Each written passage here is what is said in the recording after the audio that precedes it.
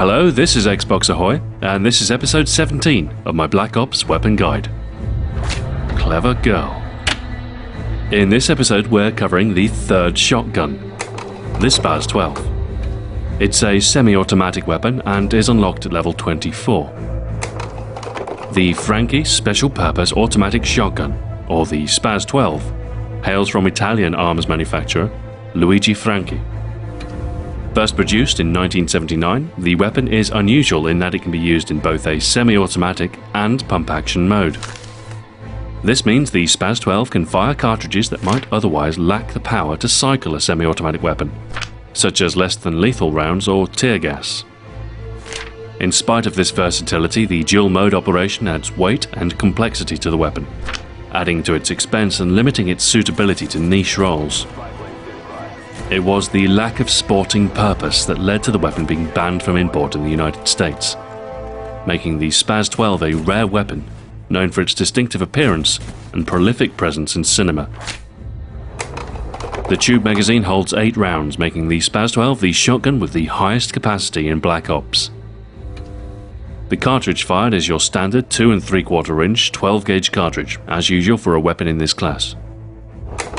Damage in game is low compared to the Olympia and Stakeout.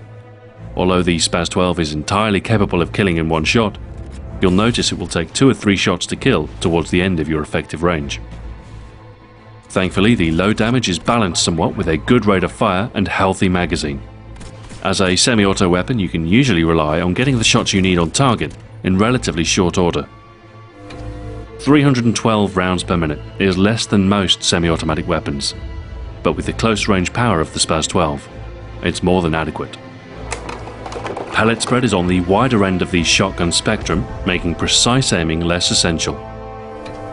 Aim time is quick at 200 milliseconds, but the iron sights are very obstructive on the SPAS12, so it's fortunate that hip firing is almost always the way to go, especially if you're using steady aim. Reload is done shell by shell, and is a little slower than the Stakeout, especially if you have to replenish the entire 8-round magazine. Still, reloading can be cancelled part way should you run into trouble, and if done with care should seldom result in your death. Like most of the shotguns, there's only one attachment available for the SPAS12, the suppressor. While silent shotguns aren't new to the Call of Duty series, the suppressed SPAS12 is notable in that the suppressor does not impact your effective range in any way. Given that you'll be spending a lot of time in close proximity to your enemy, the suppressor is invaluable in keeping you alive. There's really no excuse not to use it.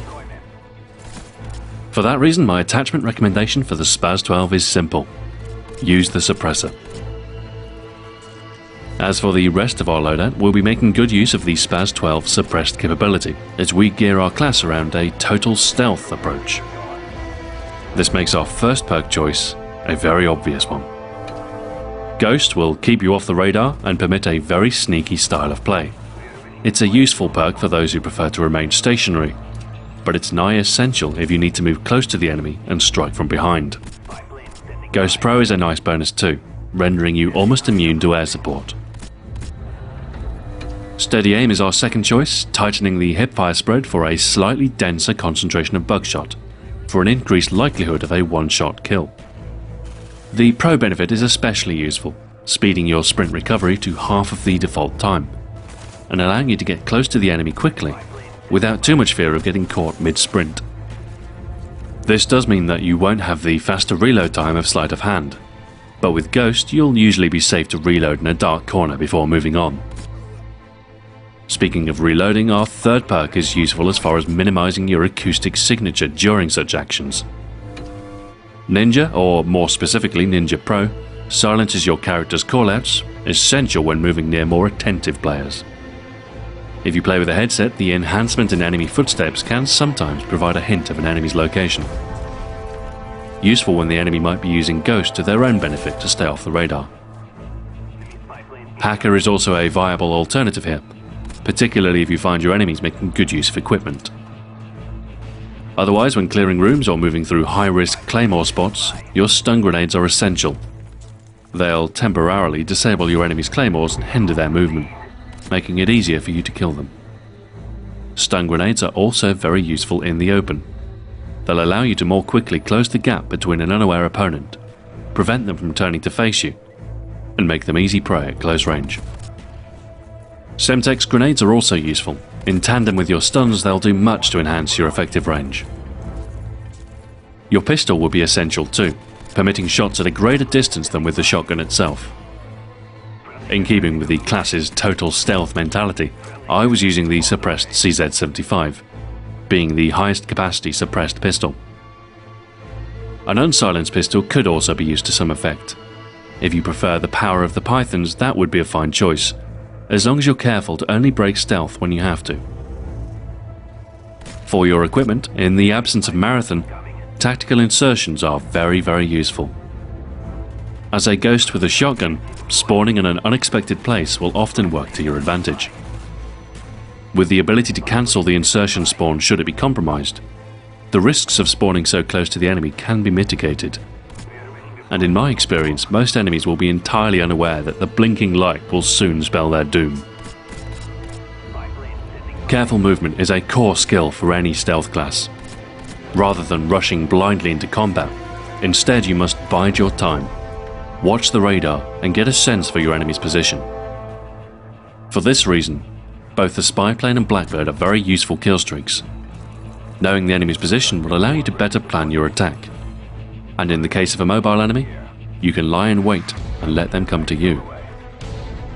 There's more to stealth than prowling in the shadows, however, and you'll need to perform a fair bit of maneuvering to get into an ideal position. Striking from the flank or rear is absolutely the best approach with any suppressed weapon, so in some cases you'll need to take the long way round to ensure a better chance at a successful strike. You'll want to avoid central open areas. Most of them will leave you exposed across multiple angles and at ranges where you won't be competitive. Instead, move as much as possible through less trafficked areas of the map and covered locations and interiors. Doing this, you'll force engagement at a closer range than otherwise, something which always works in your favour when wielding a shotgun. The SPAS12 is a potent stealth weapon, unique in that it's the only shotgun with the suppressor attachment available, and unusual in that it doesn't hamper the weapon's performance. This combination of a close-range one-hit kill and the suppressor makes it a devastating weapon when employed against inattentive foes, allowing you to strike a group from the flank or rear and destroy them all before the last realizes their demise. As with all the shotguns though, your limited range is your downfall, and if you're caught outside it, you won't stand much of a chance. Even at close range, it's important to maintain the element of surprise, as the SPAS12's lower damage might mean you'll need multiple shots on target to secure the kill. Faster follow-up shots means the weapon is more forgiving of poor aim, and more suited to dislodging defenders and clearing rooms.